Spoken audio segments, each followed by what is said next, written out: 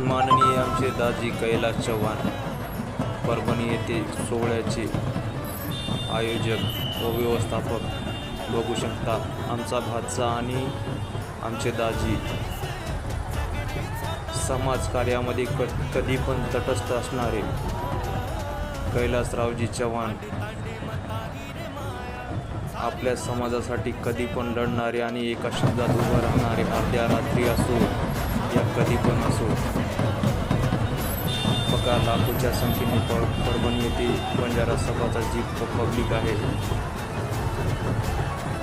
थाटामाटात उपोषण व मोर्चा चालू आहे. परभणी येथे महाएल्गार मोर्चा बंजारा समाजाचा. विनोद भाऊ आडे